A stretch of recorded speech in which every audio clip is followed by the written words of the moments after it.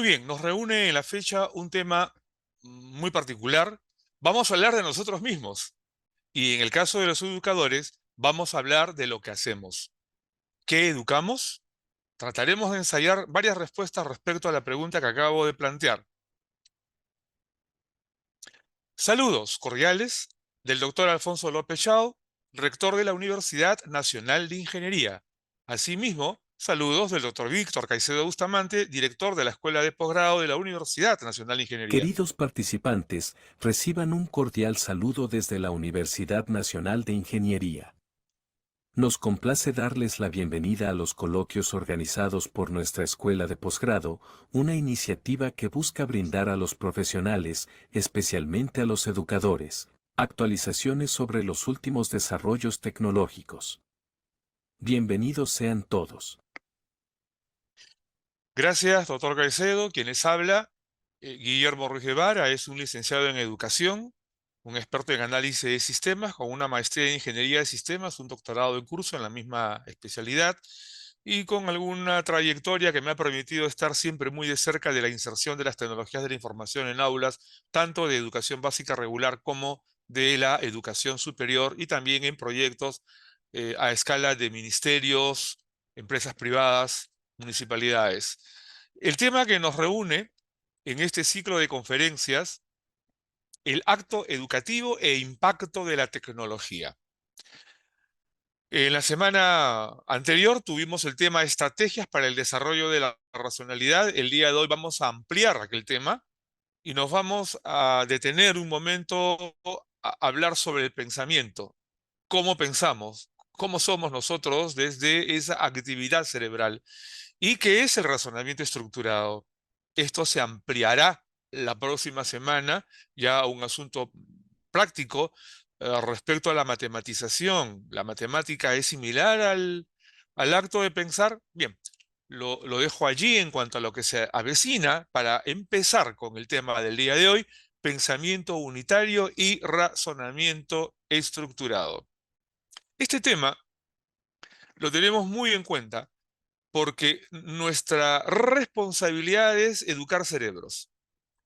Y esa responsabilidad se ha tratado en los últimos tiempos en función de una didáctica, en función de un modelo metodológico. Hemos construido modelos educativos que han ido evolucionando en el tiempo y se le han ido haciendo dimensiones desde el punto de vista de la filosofía, de la sociología, de la psicología. Hoy en día hablar de educación o formar educadores no puede dejar de tratarse de la neurología, de la psicología y de la pedagogía, la praxis de la educación. Pero todo esto en función de un alumno, de un participante que deseamos que desarrolle. ¿Qué? Siempre la respuesta era conocimientos. En los últimos tiempos, esto ha variado un poco. Es la opción de desarrollar en el alumno, en el participante, habilidades intelectuales. Y que a partir de ellas la construcción del conocimiento no solo sea viable, sino que las habilidades ayuden a que el conocimiento pueda mejorar y sea siempre un proceso de mejoramiento continuo. Porque ya está claro que el conocimiento evoluciona y la verdad conocida hace 50 años seguramente varió el día de hoy. Y hablando del cerebro, la verdad conocida hace 50 años era la construcción atómica de la materia.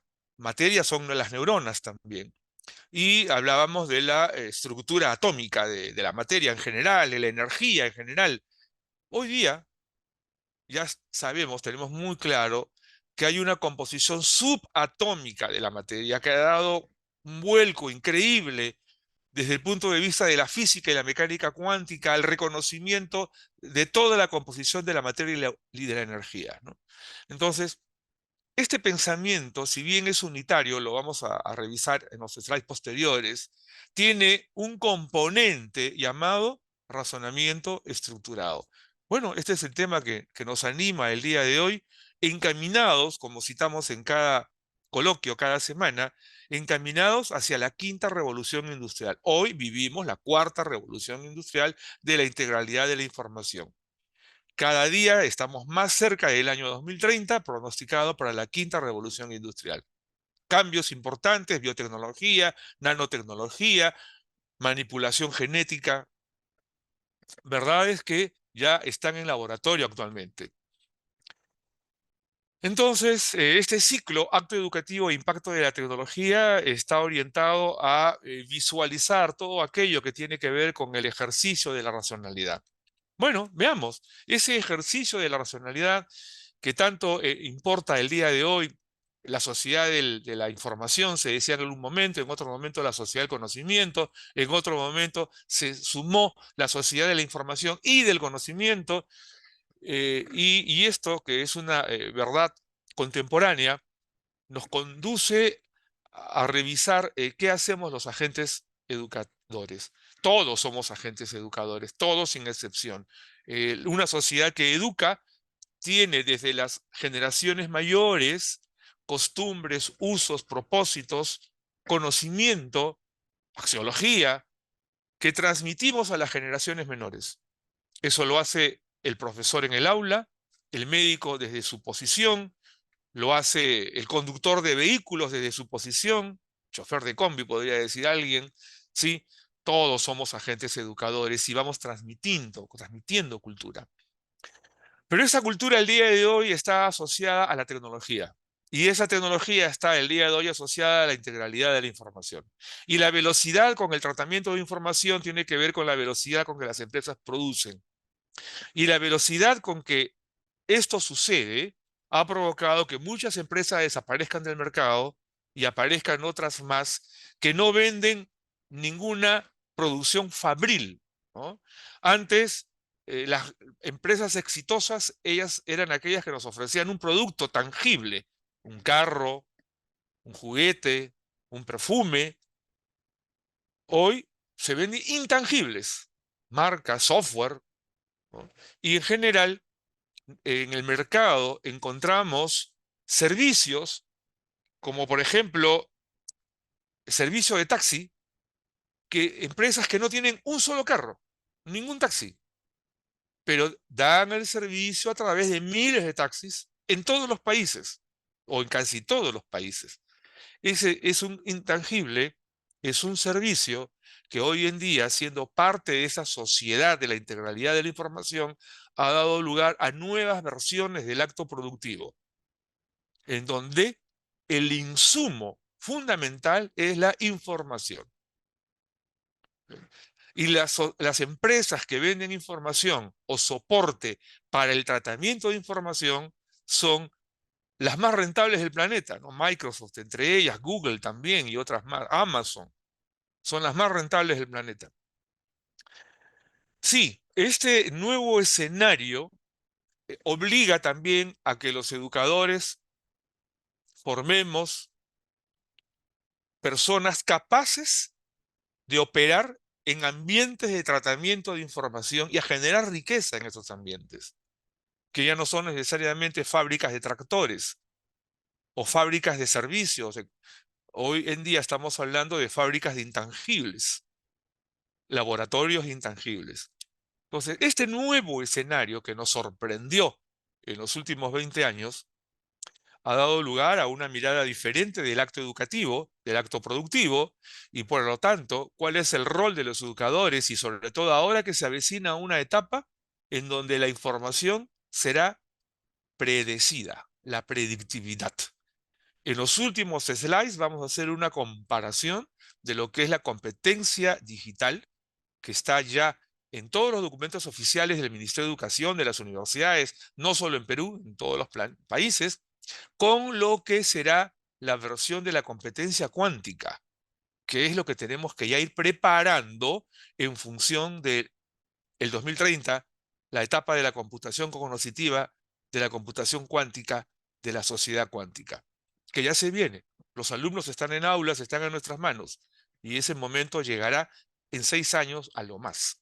Muy bien, con este antecedente, miremos qué es pensamiento, ¿no? Ese es el tema que nos ha reunido, uno de los términos. Entonces, ¿qué es pensar?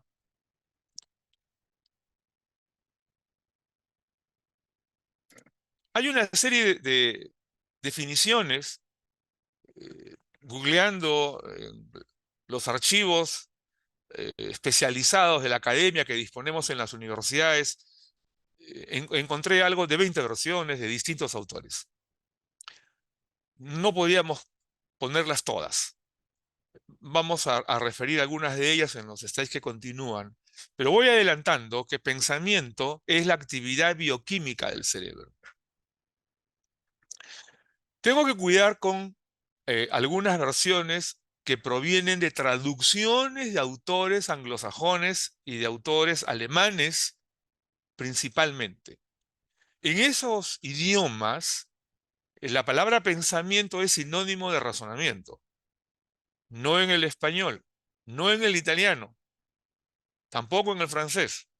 En los idiomas latinos y en España, sí, en las universidades, en la mayoría de ellas, esto lo tienen muy claro y muy definido y muy diferenciado. El acto de pensar es una facultad que tenemos todos los seres humanos, en distinta escala. ¿Y por qué digo en distinta escala? Porque depende de la edad, depende de la experiencia, depende del cableado neural, producto de la experiencia. A mayor experiencia, mayor cableado neural y mayor velocidad de pensamiento. Pero ese es un acontecimiento eléctrico-químico que funciona en la red neural. Eso es el pensamiento. Y sobre el pensamiento, o como consecuencia del acto de pensar, ocurre el acto de razonar, el razonamiento. Entonces, ¿qué es razonamiento? Es la estructuración de ideas, de conceptos, de juicios, de conocimiento.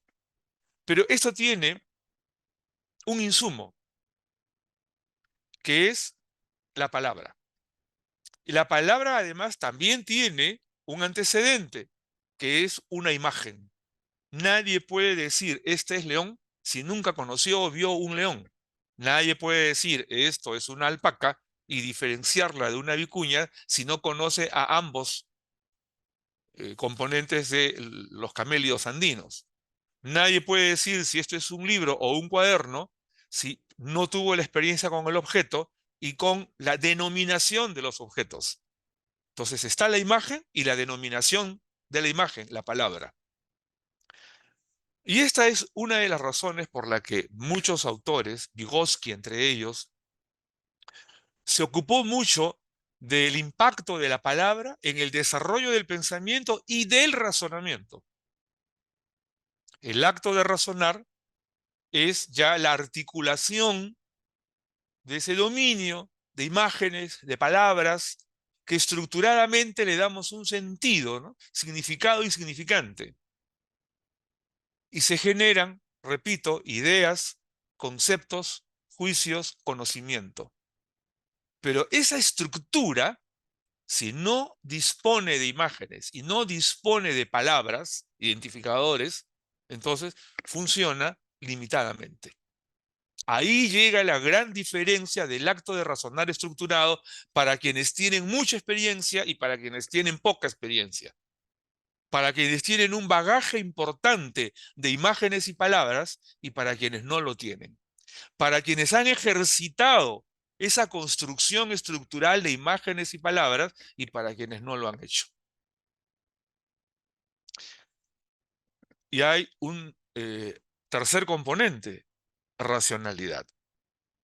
Anticipo que hay una imagen en donde esto se va a explicar con amplitud un poco más adelante, pero que racionalidad es la evidencia del acto de razonar, es esa criticidad, esa posición, esa ubicuidad que tiene cada individuo y explica o asume condición o posición respecto de algún hecho, racionalmente, conscientemente, es la evidencia del acto de razonar. El cerebro funciona, la actividad electroquímica del cerebro está en actividad, estoy pensando, y gracias a las experiencias y al dominio que tengo del tema, razono, pero no digo nada, no evidencio nada, no gesticulo nada. Entonces, al no haber evidencia, no está manifiesta la racionalidad del individuo respecto de su acto de pensar y razonar. Entonces, esto es algo que debemos tener muy en cuenta, sobre todo quienes actuamos con estudiantes. Y esto pues es parte de lo que debemos tener en cuenta formando al ciudadano de la sociedad digital, ¿no? Vamos cayendo en la cuenta que la criticidad es un acto de la racionalidad, ¿no? Vamos teniendo en cuenta que esa criticidad tan reclamada en los tiempos contemporáneos no va a acontecer si no se ha dotado al estudiante de las imágenes y las palabras estructuradas suficientes para que él tenga un conocimiento adecuado para expresar su racionalidad, es decir, su criticidad. Bueno, hasta aquí los primeros pasos para ingresar al desarrollo de todo este tema. Pensamiento. Bueno, muy bien. Vamos a citar a algunos autores y vamos a ir observando algunas definiciones. Por ejemplo, esta, ¿no?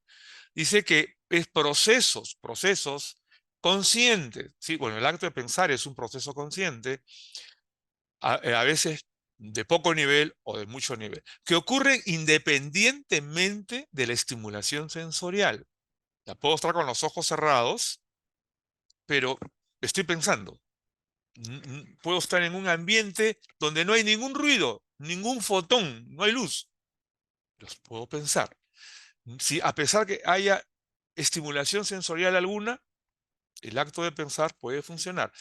Sus expresiones más significativas en el juicio, el razonamiento, expresión del pensamiento, el razonamiento, la formación de conceptos, la resolución de casos y la deliberación. Se subraya sus expresiones, o sea, las expresiones del pensamiento. Sus expresiones más significativas son el juicio, el razonamiento. El juicio es un modo de razonamiento, ya en el ámbito de la evidencia expresiva de la racionalidad, ¿no? La formación de conceptos, la resolución de casos y la deliberación. Para quienes están en la sala, quiero mencionar algo que a través de los coloquios sostenemos. La palabra problema la hemos sustituido por la palabra casos. El autor que trató este tema menciona la resolución de problemas. ¿Y por qué lo hacemos? Porque la palabra problema es un sinónimo de crisis, de tragedia, de drama en el ambiente familiar y sobre todo frente a estudiantes menores, incluso adolescentes. Pero lo que ocurre en la vida diaria productiva es resolución de casos. Eso es lo que hacemos en la universidad, en la empresa, en la fábrica, en la oficina. Estamos resolviendo casos todo el tiempo. Entonces, hemos creído conveniente hacer este reemplazo y referirnos a la resolución de casos. Y en la medida que los estudiantes estén aprestados para la resolución de casos, llegarán al mundo productivo resolviéndolos y no pensando en la tragedia que puede significar en una familia la palabra problema. Continuamos. Otro autor dice acá, es la capacidad humana, para formar ideas y representaciones de la realidad, relacionando unas con otras y construyendo conceptos. Noten ustedes que este autor también habla de la capacidad para formar, para expresar, para construir ideas y representaciones de la realidad, relacionándolas, ¿no? Interrelacionándolas, integrándolas y construyendo conceptos. El primer indicio de razonamiento es la idea, el segundo el concepto, el tercero el conocimiento. Y esta otra definición de pensamiento es la organización neural basada en la actividad químico-eléctrica del cerebro, tomada de un neurólogo muy conocido, autor de varias publicaciones. La organización neural basada en la actividad químico-eléctrica del cerebro. Bien, hemos tomado de una veintena de definiciones que hemos encontrado estas tres, que son las que más se acercan al modo como estamos concibiendo la estructuración de estos asuntos en el grupo de trabajo en el cual estoy involucrado. Estas tres definiciones tienen mucho valor, pero justamente precisan que el pensamiento es una actividad, es una capacidad, es un proceso consciente, y es que se refiere a esa actividad cerebral químico-eléctrica que funciona en las redes neurales independientemente del acontecer externo. El acontecer externo provoca mayor actividad del acto de pensar, pero ese suceso del acto de pensar ya orientado a la percepción de lo externo ya está en el mundo del razonamiento, de la construcción de micromundos. Un micromundo es eso, una estructura de una percepción de la realidad, una interpretación de la realidad. Y ya es una construcción de conocimiento basado en conceptos y en ideas preliminares, ¿no? Bien, entonces hasta aquí una descripción de lo que es el pensamiento, ¿no? Ese cerebro que estamos conociendo cada día mejor. Lo que hoy se conoce del cerebro es 1000 veces mejor de lo que se conocía hace 100 años. Antes se decía que las neuronas morían y no se reproducían. Hoy se sabe que se reproducen perfectamente bien. Es más, hoy se sabe que las neuronas, cuando hay algún conflicto cerebral, hay un conjunto de neuronas, una zona neural que reemplaza la zona neural deteriorada, ¿no? Esto que hoy en día los neurólogos han ido definiendo en sus estudios ha dado lugar a ya la primera construcción del mapa cerebral, del mapa de la actividad eléctrica del cerebro. Y ya existe la conectómica, que es una nueva disciplina que estudia el mapeo cerebral del cerebro y el comportamiento eléctrico del cerebro expuesto a estímulos exteriores. Y se estudia cómo se recablea el cerebro y cómo se potencia la actividad neural gracias al estímulo externo. Este instrumento llamado conectómica es una disciplina que no tiene sino apenas 10 años y un poco menos. Entonces, estamos aprendiendo cada vez mejor de lo que es el acto de pensar y la actividad químico-eléctrica del cerebro. Y seguiremos aprendiendo más ahora que ya se determinó la estructura subatómica, ¿sí? Subatómica de las neuronas, ¿no? Y entonces ya se entendió cómo es que surge la actividad eléctrica, porque al interior de las neuronas, al interior del átomo, de cada átomo, en las moléculas, en esa materia que constituye una neurona, esa estructura subatómica, allí hay un movimiento, una oscilación permanente, y desde ahí surge el microvoltaje, que es la actividad eléctrica que ya está definida con que funciona el cerebro. ¿Qué es razonamiento?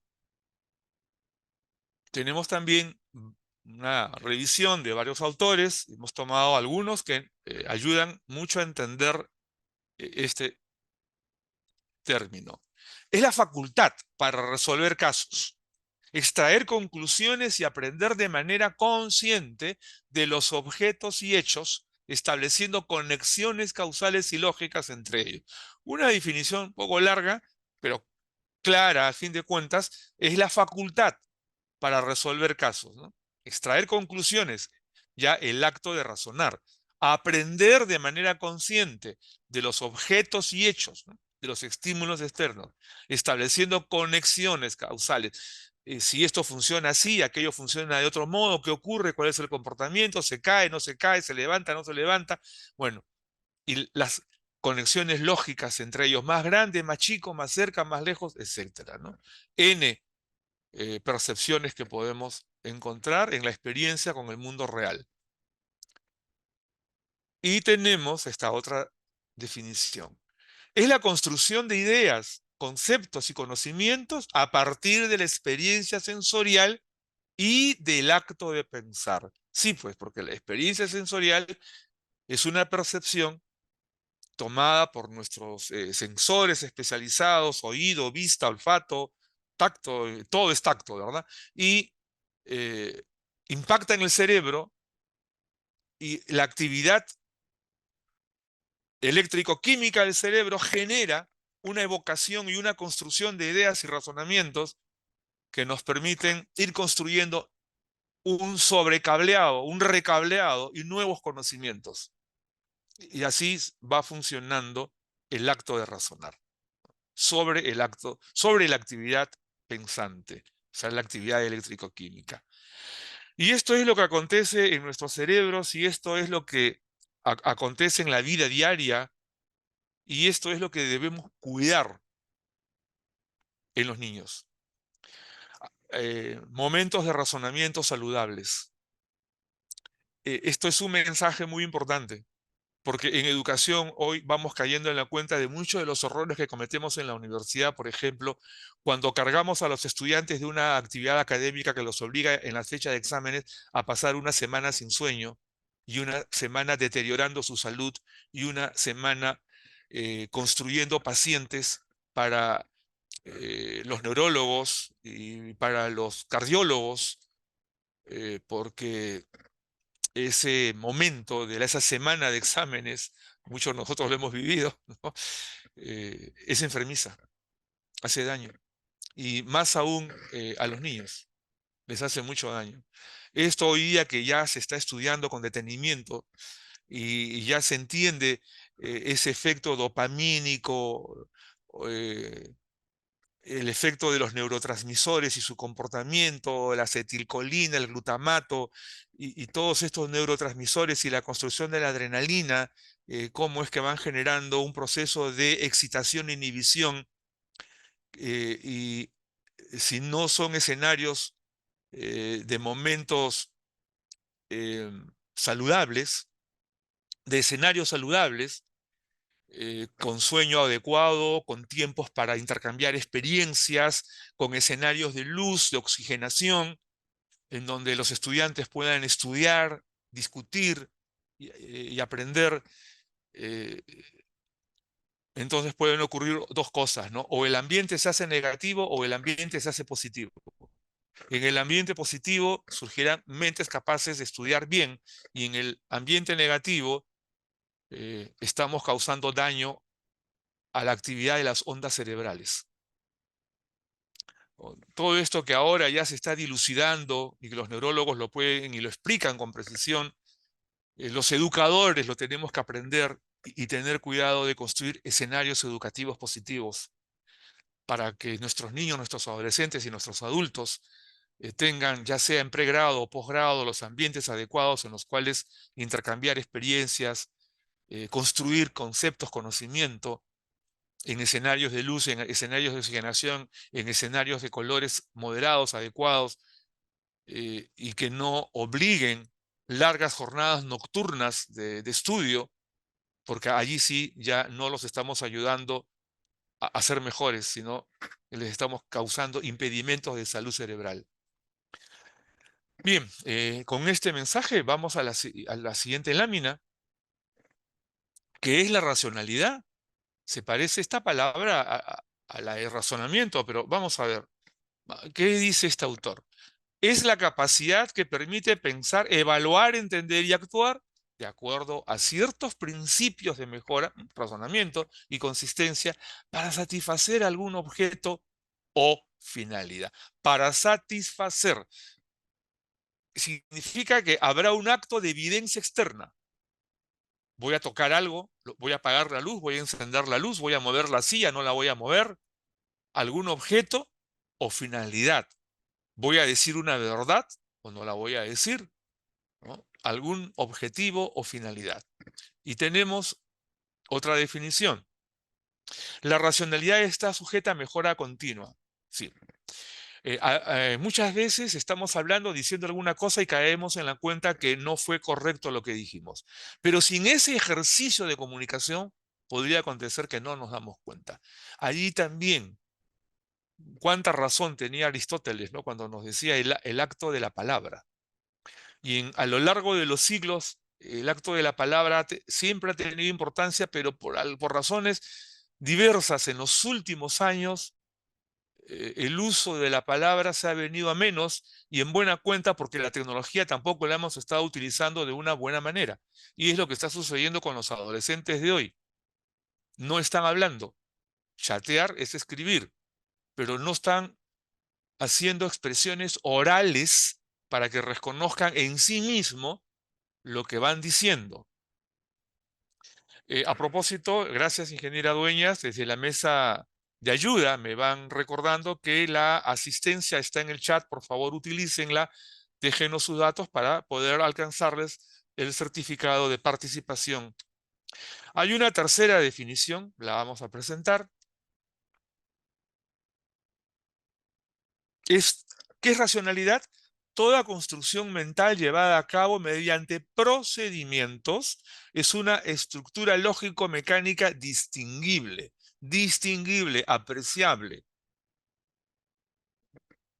Pero algo ocurrió mentalmente, después voy a explicar qué es mentalmente, llevada a cabo mediante procedimientos, o sea, razonamientos. Y entonces es una estructura lógico-mecánica que es lo que se evidencia, muevo la silla, por ejemplo, que es lo distinguible, ¿no? Hay una cuarta definición. Es la capacidad de pensar, entender y actuar según la lógica y la razón.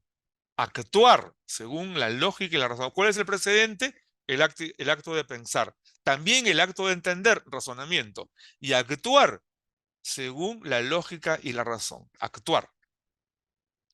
Y tenemos esta quinta definición. Es la estructura y es el procedimiento que se utilizan para discernir y describir o actuar sobre un objeto, hecho o fenómeno. Estas cinco definiciones, en suma, nos permiten sintetizar en qué consiste la racionalidad, ¿no? Y hay una imagen acá que todos hemos visto más de una vez, ¿no? La imagen, quienes hayan tenido la oportunidad de verlo físicamente, muy bien, pero esta imagen, ¿no? El pensador de Rodin, eh, que es una imagen utilizada muchas veces para explicar el momento de detenerse a pensar, a razonar, y aquí hay una evidencia, ¿no? Un gesto, una forma del individuo que se dispone a dedicarse a razonar. En general, entonces, tenemos tres definiciones, ¿no? Pensamiento, actividad químico-eléctrica del cerebro, razonamiento, construcción de ideas, conceptos, juicios, conocimiento, racionalidad, la expresión de la razón. Y esto entonces lo veremos acá, ¿no? Pensamiento, toda esa actividad neural, el cableado neural, el recableado neural, toda esa posibilidad que tenemos de entender. Ojo, hay capacidades neurales que tiene un niño, otras un adolescente, otras más un adulto. No todos los cerebros están en la misma condición de operar. No toda la actividad químico-eléctrica del cerebro a la edad de 6 años puede activarse como si se activa en un adulto. ¿Cuánta razón tenía Piaget sobre esto? Y sus investigaciones fueron muy claras. Vamos a repasar a Piaget dentro de un momento. En tanto que la actividad químico-eléctrica del ser humano varía según esa capacidad de pensar mejora con el transcurso de los años, el desarrollo biológico del individuo. El razonamiento ya es entonces ese acto que Edla Vinovic decía, ¿no? Las escuelas para razonar, ¿no? En donde él sugería estimular mucho el pensamiento con experiencias que permitan establecer conexiones entre los objetos y los hechos alrededor de los estudiantes. Mucho estímulo. A mayor cantidad de estímulo, mayor cantidad de experiencia, mayor cantidad de imágenes y mayor cantidad de palabras. Niveles de pensamiento lo vamos a ver luego. Este pensamiento y este razonamiento son un todo integrado. Ahora, este todo integrado, cómo funciona, cómo opera y cómo lo hacemos ideal, depende de los educadores, depende de los padres, depende de la experiencia, depende de la sociedad educadora. Y las consecuencias de una sociedad que educa siempre se ven, siempre. La mentalización es todo esto. Pensamiento más razonamiento, ¿no? Por eso decimos, ¿qué mente para genial? Seguramente porque tiene una actividad químico-eléctrica muy veloz, muy rápida, muy bien anclada en su actividad neural, cargada de razonamiento, cargada de experiencias, cargada de la facultad de poder idealizar, de entender, de comprender, y entonces mentalizan con rapidez, ¿no? Podría alguien decir, bueno, pero la mentalización es también para los que adivinan. No, no, cuidado, acá nos estamos refiriendo a, a individuos, a seres humanos y a hechos propios, ¿no? Entonces, la mentalización es la suma del pensamiento más, más el razonamiento. Y de allí brota la evidencia, el acto de razonabilidad, la racionalidad. Y esto es medible, ¿ah? Descubro, los psicólogos tienen herramientas de medición de habilidades intelectuales en donde separan las, las manifestaciones explícitas de el acto de razonar, que lo pueden ubicar con test, ¿no? No es lo mismo IQ que habilidad intelectual, ¿no? Ahora he encontrado, y hay un par de psicólogos ahí en la universidad que me han demostrado las diferentes herramientas que existen hoy en día para hacer las mediciones diferenciadas de estos hechos, ¿no? Y son los neurólogos los que miden el acto de pensar, la actividad químico-eléctrica del cerebro. Y son los psicólogos que nos pues, pueden ayudar a entender el acto de razonar y la expresividad de ese acto de razonar, que es la racionalidad. Conductas y comportamientos, que no es exactamente lo mismo y que muchas veces lo utilizamos como sinónimo. Entonces, para los hispanohablantes, estas diferencias son clave. Para los anglohablantes, ojo, la lógica verbal, la construcción del idioma del anglohablante es diferente del hispanohablante. Por eso se dice que ellos hablan mucho en síntesis y necesitan de menor cantidad de palabras para expresar algo, y por eso siempre cuando describen algo comienzan por el adjetivo, después por el sustantivo. Nosotros, los hispanohablantes, generalmente empezamos por el sustantivo y continuamos por el adjetivo. Son lógicas diferenciadas. Lo que ha escrito Edgar Morin, por ejemplo, en los últimos tiempos, él utiliza pensamiento y razonamiento como sinónimo, ¿no? Y hay otros autores de origen anglosajón y de origen germánico que igualmente utilizan pensamiento y razonamiento como sinónimo. De allí que hay que ser muy cuidadoso con las traducciones. Y de allí que muchas traducciones, y no me refiero únicamente a temas relacionados a los estudios neurológicos o de educación, sino en general de tecnología, de medicina y de otras especialidades, muchas traducciones están mal hechas porque se toma literalmente al español los dichos en inglés o en alemán, por ejemplo, ¿no? En japonés tengo poca experiencia, no lo voy a referenciar, pero me imagino que también pueden existir algunos problemas de traducción, porque de pronto la lógica verbal del japonés es distinta de la lógica del hispanohablante, ¿no? Sí que hay que ser muy cuidadosos. Los traductores tienen que ser especialistas de la materia, no solamente traductores por profesión, sino que quién debería de traducir un documento de medicina hecho por un anglohablante, un médico hispanohablante. Sería lo mejor, porque surgen confusiones. Bueno, esto es importante compartirlo. ¿Cómo funciona la estimulación multisensorial? ¿Cómo es este proceso sensorial que genera racionalidad? Bien, En la columna de la izquierda van a encontrar ustedes el órgano que interviene en una percepción, ¿no? El sensor. Por ejemplo, el sensor ojo. El acto sensorial es ver. Esa es una actividad física. Pero la reacción cerebral es mirar. La reacción física, ver, llega al cerebro y la actividad químico-eléctrica y la red neural y la zona frontal del cerebro, que es la que actúa en la especialización de ver, lo convierte en mirar y que es la reacción cerebral y que ya es el acto de razonar. Mirar es el acto de razonar.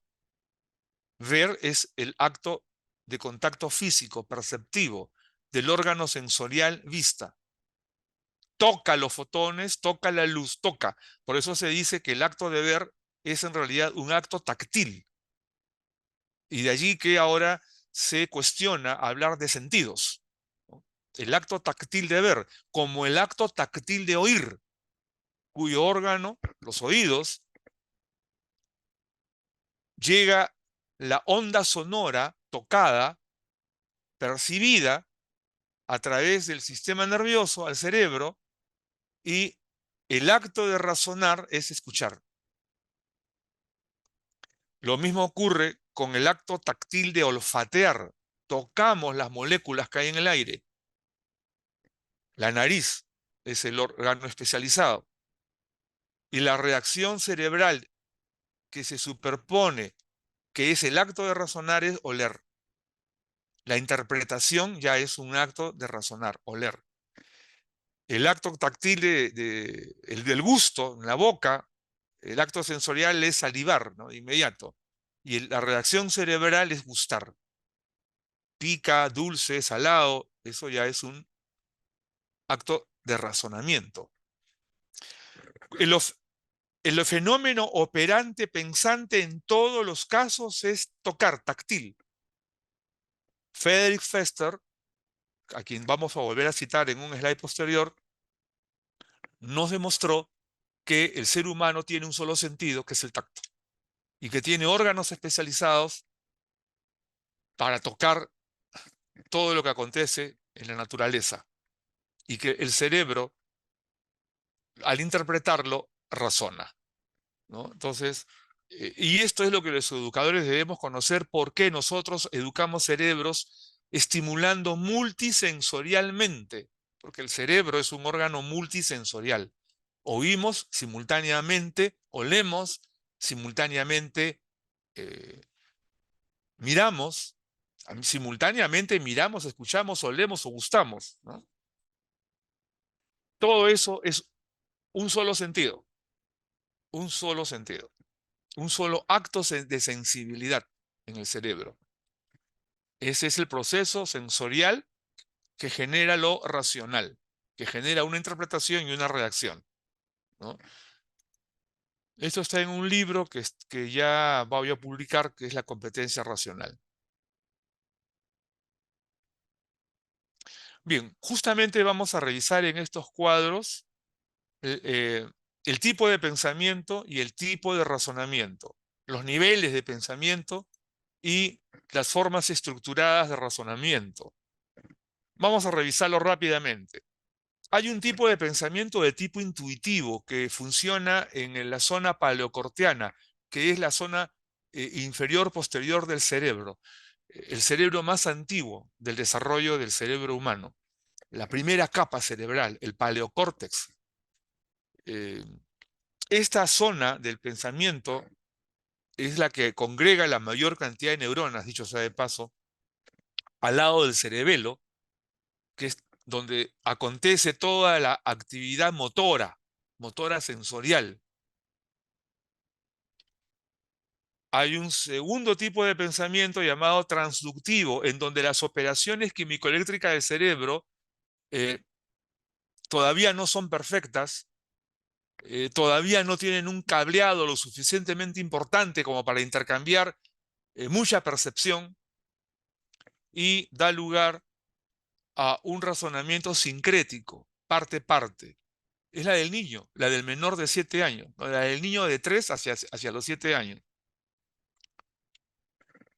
va creciendo el niño, la actividad químico-eléctrica del cerebro se va especializando, hay más cableado y entonces surge el pensamiento inductivo, donde la percepción ya genera un tipo de razonamiento analítico que va de la parte al todo, en el niño de 7 hasta los 11, 12 años aproximadamente.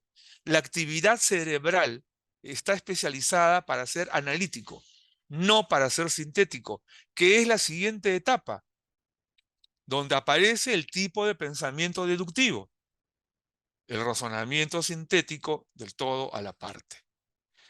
El grave error de la educación contemporánea es pretender que los chicos menores de 11 años estén expuestos a experiencias de razonamiento sintético del lado del profesor para pretender un pensamiento deductivo del lado del alumno. Y trabajamos con fórmulas, con técnicas operativas, con algoritmos, con mucho verbo, que no es que sea malo, pero que el verbo no va acompañado de experiencias reales, entonces es difícil para la comprensión del niño porque su actividad bioquímico cerebral no está preparada todavía, su cableado neural no tiene la suficiencia para eso. Esto, Piaget es quien lo descubrió, nos lo explicó, pero encuentro que en las facultades de educación y de psicología no lo explican con esta precisión relacionada al cableado neural, que sí lo hacen los neurólogos, ¿no? Ellos sí nos dicen, un momento, las razones que tenía Piaget de su investigación, porque él era malacólogo de profesión original, ¿no? Un estudioso de los moluscos y luego se hace psicólogo, eh, pero él no era neurólogo, pues, ¿no? Entonces, eso lo han completado ahora los neurólogos. Dice, Piaget tenía razón, pero la razón era porque la actividad químico-eléctrica del cerebro va evolucionando en la medida que el cableado neural se va perfeccionando. Y por eso es que un niño no puede hacer las cosas que logra un adulto para interpretar. Y sucede que justamente aparece luego el llamado pensamiento sistémico, cuyo tipo de razonamiento es el experto, todo, todo. Esto nos lo proporciona un autor al cual sigo con frecuencia, Friedrich Fester, discípulo de Piaget. Él nos hizo notar que, un momento, sí, pues, del todo a la parte, el razonamiento sintético, apareció el pensamiento deductivo, pero en la medida que el cerebro es entrenado y se le eh, lleva a experiencias cada vez más complejas, entonces se hace experto. Y es el alcance de los estrategas, ¿no? Y entonces se dice, ya no hablemos del proceso paso a paso sistemático, sino de la observancia sistémica, en donde el experto puede encontrar muchas partes y vincularlas rápidamente. Ese es el tipo de pensamiento que hoy reclaman las grandes empresas. Los gobiernos también deberían reclamarlas. Bueno, pero, y ese es el rol que debe cubrir la universidad, generar el tipo de pensamiento sistémico que razone en la relación todo-todo. Pero eso no quedó allí. Sucede que un lector de Fester que ha popularizado eh, una serie de documentos, al escribir acá en el tipo de razonamiento complejidad, ya se habrán dado cuenta ustedes quién es, Edgar Morin, ahí está su foto. Y leyendo a Morin, él sugiere un tipo de pensamiento recursivo. Él habla de la complejidad. Lo que él hace es complementar, ampliar lo propuesto por Fester y lo popularizó. Ha hecho un excelente trabajo de marketing. Y él dice, bueno, sí, pues, la relación todo, pero es preferible identificar aquella parte del todo que nos interesa para construir la solución. En buena cuenta tiene razón, ¿no? Tiene razón, Morín. Claro. Cuando digo que ha hecho un excelente trabajo de marketing, no desdigo a Morín, ¿ah? Simplemente digo que él alcanzó mayores niveles de notoriedad profesional gracias al marketing, pero sin discutir, sin negar para nada lo genial de su propuesta, ¿no? Él habla del razonamiento complejo. Muchos traductores escriben pensamiento complejo. Bueno, es los traductores, ¿no? Pero leyendo a Morín con detenimiento, él habla del razonamiento complejo. Y él habla de un tipo de pensamiento, el recursivo. Leyendo a Morín con amplitud, lo van a encontrar. Ahí está él. Y si alguien desea, les puedo decir en dónde pueden ver con precisión estas descripciones de Edgar Morin. Pero esto no quedó allí, porque Morin, a finales de la década del 90 y en adelante, él ha diseminado este tipo de propuesta muy entendible, a quien tenemos que agradecer mucho porque nos ha dado nuevas luces, pero aparece un nuevo tipo de pensamiento gracias a la mecánica cuántica. Al reconocerse que hay una estructura subatómica en las neuronas y al encontrarse de dónde proviene la actividad, el microvoltaje que produce el cerebro, y al detectarse de la vibración de las neuronas, los átomos están vibrando, las neuronas están vibrando, el cableado es una actividad de vibración, por eso el tipo de pensamiento llamado vibracional tiene un tipo de razonamiento que se le ha denominado razonamiento cuántico, en donde la relación todo, además define el origen-efecto, ¿no? La causalidad, ¿no? La consecuencia, origen-efecto. Si nosotros educamos el pensamiento vibracional de manera que a través de las experiencias se genere el análisis cuantitativo, cualitativo, origen-efecto, estamos educando mentes para el razonamiento cuántico. Y eso es lo que debiera hacer la universidad. Esto por ahora es una propuesta, es un tema en estudio.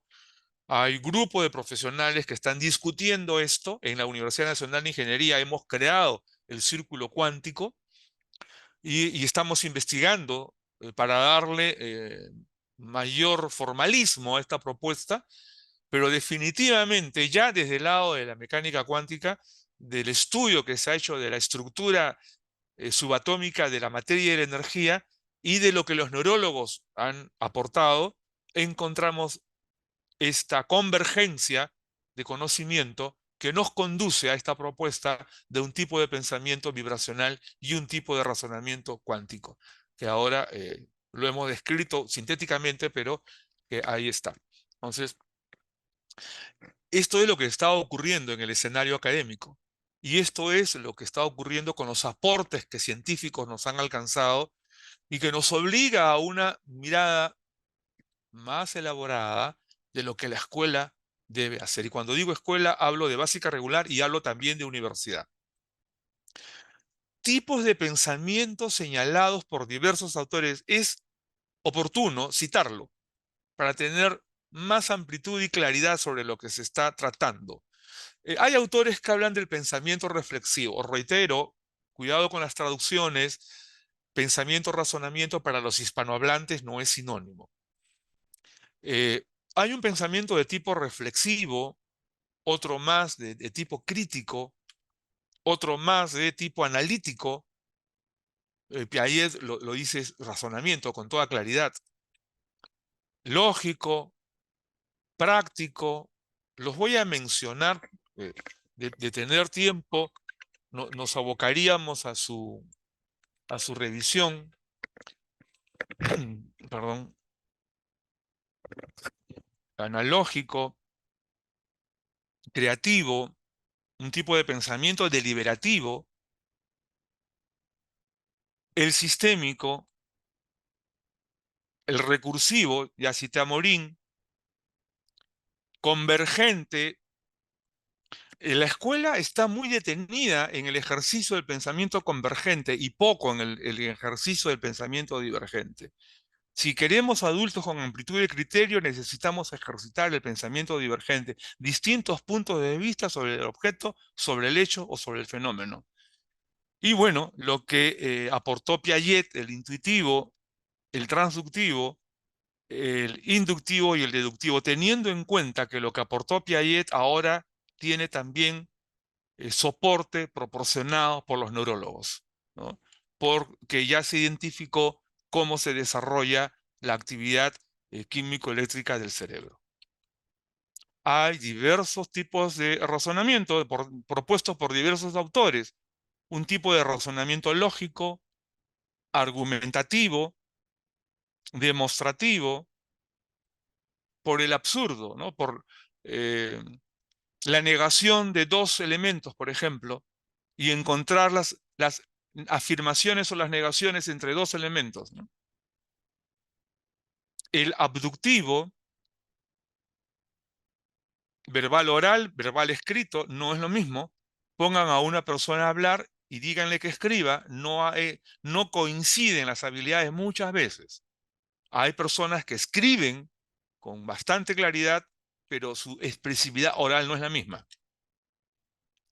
Deliberativo, el sensorial, el sincrético, esto ya es Piaget, el analítico, nuevamente, el sintético, esto es Piaget del 9 al 12, pero ya tenemos el complejo, ¿no? Fester, y el cuántico, al cual estamos acudiendo en un proceso de investigación y de coincidencias en las que un grupo de profesionales de distintas universidades y de distintos países estamos discutiendo y viendo esta nueva propuesta. Continuamos. ¿Qué superar del estado actual? Lo ideal, el que hemos venido ya explicándolo, al tipo de pensamiento y el tipo de razonamiento que deseáramos educar, el tipo de cerebro que debemos educar, no vamos a llegar si es que no superamos el estado actual, ¿no? ¿Y qué proponemos, no? Los logros en el desarrollo ¿de qué? Necesitamos urgentemente cuidar esto. Primero, el desarrollo intelectual centrado en la racionalidad. Segundo, el desarrollo emocional centrado en el equilibrio actitudinal. Muy venido a menos hoy en día. Y recuerden que Finlandia, señalado como el país estrella en PISA, y que por lo tanto el desarrollo intelectual de sus estudiantes es A1, sí, pues, pero en ese país también es el primer puesto mundial en suicidios, porque tienen graves problemas en la educación de la emocionalidad de su población. Un país chico con una población no muy grande, pero proporcionalmente, estadísticamente, es el país con mayor cantidad de suicidios del mundo. Le ganó Japón, por decimales, pero le ganó. El tercer aspecto es el cognitivo, centrado en lo experimental o en la casuística, no únicamente en aprender de memoria técnicas, fórmulas, hechos. Y el físico, centrado en la motricidad fina y la ambidestreza motora. Esto en Alemania lo están trabajando muy bien, en varios países, ¿no? Porque el desarrollo físico, o sea, toda la actividad física es directamente proporcional al desarrollo neural. Y a mayor desarrollo neural, ese repositorio llamado cerebro está en mejores condiciones de ser estimulado y alcanzar logros intelectuales porque está mejor dispuesto. Así que esto también tiene que ser tomado muy en cuenta. Y hay un quinto componente que es el dominio de información sobre la evolución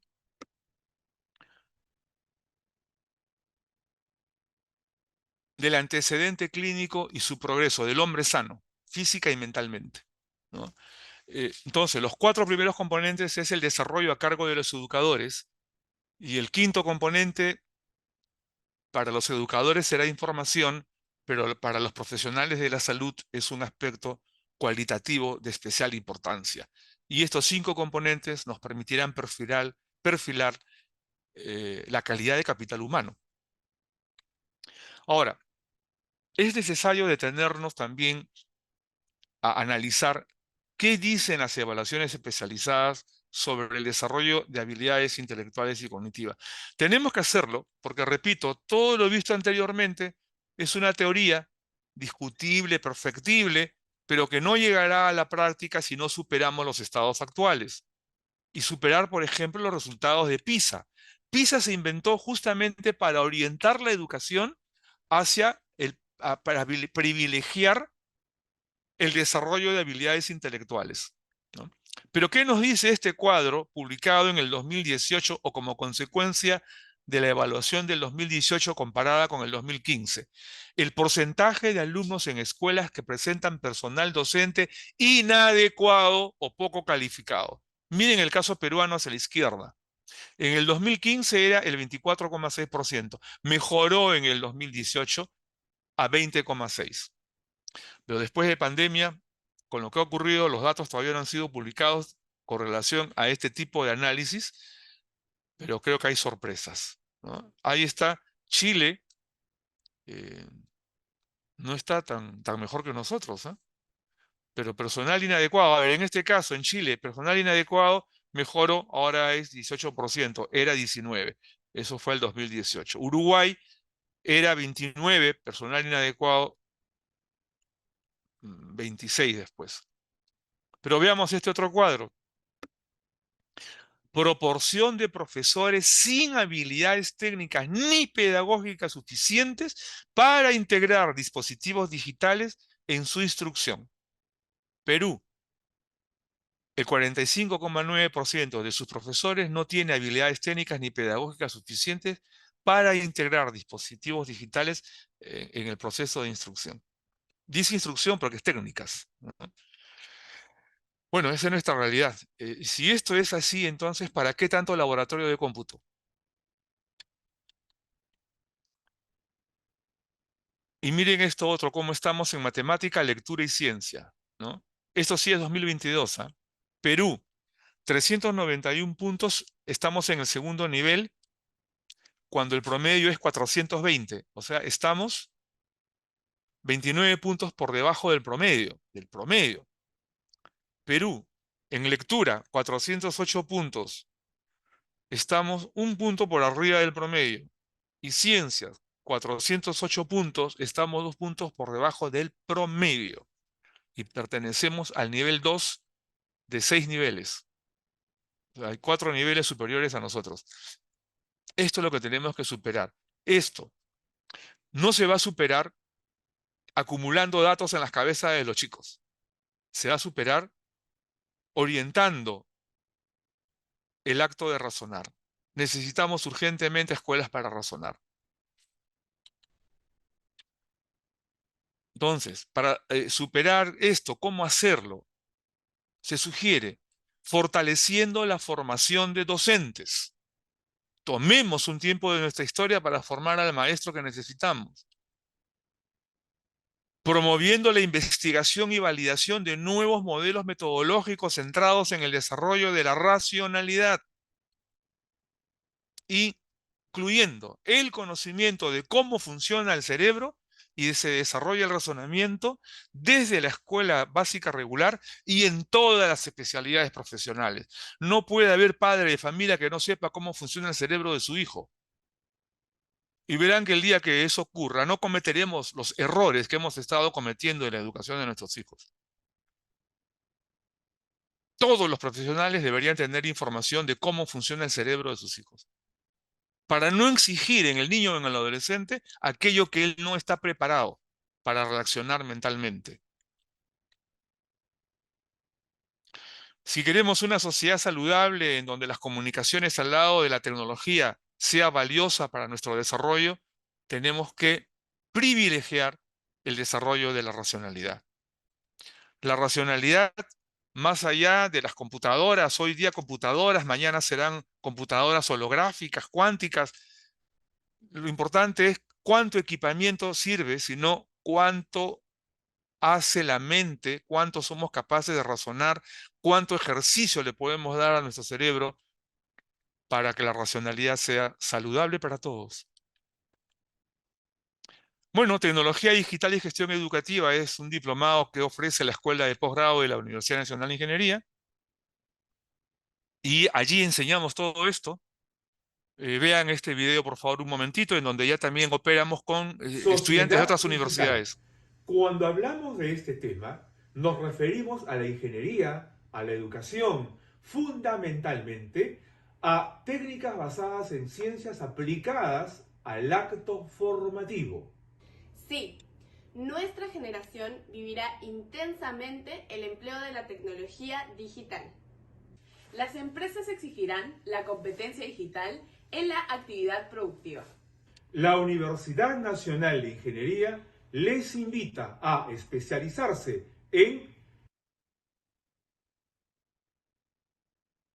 el Diplomado de Tecnología Digital y Gestión Educativa. Bueno, con este mensaje, eh, reiterar una imagen que la presenté también en la semana anterior. El proceso de observación, análisis, organización e interpretación se inicia preferentemente con objetos, se perfecciona preferentemente con hechos, se sigue perfeccionando con fenómenos para llegar al desarrollo de casuística e innovación. No empecemos por la derecha, por favor. Incluso con los adolescentes o con los estudiantes de pregrado en la universidad, incluso con los adultos ante nuevos temas. Empecemos preferentemente con objetos dependiendo del tipo de experiencia, dependiendo del antecedente del grupo con el cual estamos trabajando, para luego operar en el análisis con hechos, operar con fenómenos en la organización de ideas y la interpretación, ¿no? Esa es la ruta ideal. Y así entender que en cuanto a tecnología digital nos referimos a equipamiento, nos referimos a aplicaciones del equipamiento y a conectividad, pero la gestión educativa con ese equipamiento está orientada a modelos de pensamiento, procesos y logros de aprendizaje. Y eso es lo que hacemos en este diplomado y eso es lo que formamos. Y lo más importante son los modelos de pensamiento, los procesos para razonar y los logros de aprendizaje. A eso le damos mayor peso, asistido por tecnología, claro que sí. Y sobre todo la estimulación multisensorial, ¿no? Las aulas cambiaron, las aulas ahora tienen una composición multimodal y ya se vienen las computadoras cuánticas, los hologramas, ya existen, por cierto, pero la producción industrial y la adopción de estas en aulas ya va a ser cada vez más intensa. El 2030 habrá mucho de esto en muchas aulas. Hoy en día sé de un colegio en La Molina que tiene equipamiento con hologramas. Fantástico. Los invito para que lo conozcan. Llámenos, coordinamos. Y es un colegio del Estado, ¿ah? Maravilloso. Me he quedado sorprendido. Hace poco estuve por ahí y descubrí este tesoro, gracias a una colaboración con un país extranjero. Esto ya se va a dar, los hologramas que brotan de las computadoras, nuevos espacios y modelos para estudiar y producir. Esto es lo que ahora reconocemos como competencia digital, la capacidad para observar, buscar, analizar, evaluar, clasificar, registrar, producir y compartir información. Competencia digital. Pueden incluir otros verbos, verificar, por ejemplo, pero verificar es el resultado de analizar y evaluar. Nos hemos quedado con estos verbos que son los más genéricos. La competencia digital. Y acá la propuesta de la competencia cuántica. En rojo, lo que habrá que integrar o agregar, ¿no? Es integrar volúmenes de información, predecir con información qué podrá ocurrir y en plazos breves, producir en plazos breves. Todavía tenemos la costumbre de tomarnos todo el tiempo necesario para producir algún resultado. Recuerden que la competitividad empresarial y la competitividad en todo, en sentido hoy en día, exige velocidad. Y eso va a ser cada vez más. Y cada vez más con las computadoras cuánticas que ya no van a operar sobre posiciones binarias de 1 y 0. Si con la estructura de software y electrónica de 1 y 0, hoy tenemos una inteligencia artificial que desborda la imaginación, imagínense con la computación cuántica, donde van a haber multiposiciones en cada 1 y en cada 0. La velocidad del tratamiento de información va a ser exponencial. Entonces, ¿cómo van a operar nuestros chicos en esos ambientes o los futuros profesionales si no los preparamos desde ahora?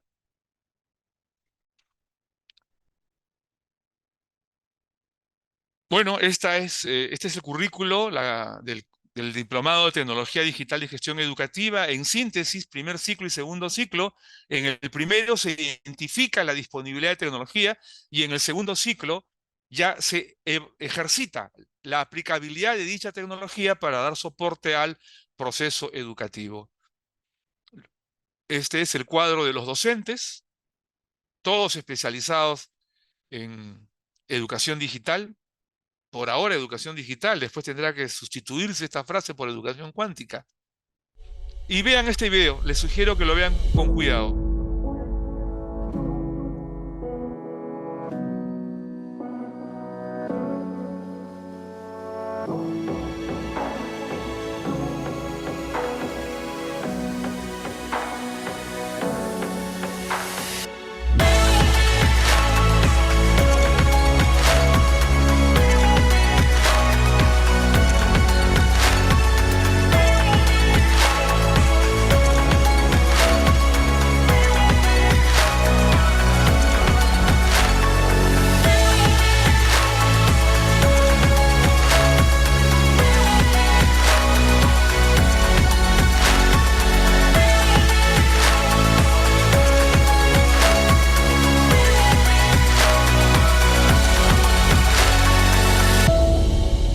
Nos referimos al premio Sayet.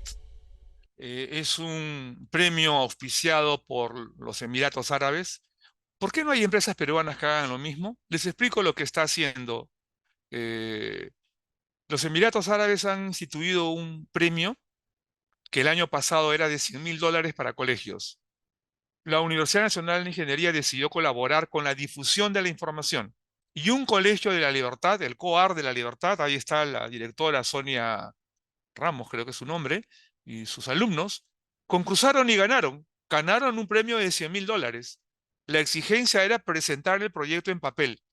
Y luego lo han ejecutado con los fondos obtenidos y es mejoramiento de las aguas en los cultivos, en los terrenos aledaños a la escuela.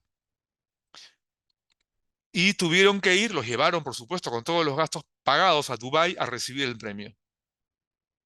Esta colaboración que continuamos haciendo con este premio Sayet, lo hacemos porque creemos que es una oportunidad importante para los colegios peruanos. Si el año pasado ganó un colegio peruano, ¿por qué este año no? Con la diferencia que este año son $150.000. Así que les invito a que concursen. Y si necesitan ayuda para hacer el proyecto, llámenos. Pero si usted es empresario, si usted tiene un proyecto de tecnología y necesita capital, concurse. El premio es de $1.000.000. No se lo pierdan. Por eso colaboramos con ellos, gratuitamente. Y porque ellos creo que son un ejemplo de lo que las empresas peruanas deberían hacer. Bien, este tema de estrategias para el desarrollo de la racionalidad, este tema sobre el pensamiento unitario y el razonamiento, es una colaboración de la Universidad Nacional de Ingeniería. Si alguien desea este PowerPoint, solo tienen que pedirlo y dejo ahí los teléfonos, los datos de contacto. Estoy muy agradecido por el tiempo que nos han proporcionado a todos quienes están en sala. Estoy muy agradecido y en nombre del rector de la universidad, reiterarles nuestro agradecimiento en nombre del doctor Alfonso López Chao, así como del director de la Escuela de Posgrado, del doctor Víctor Caicedo Bustamante,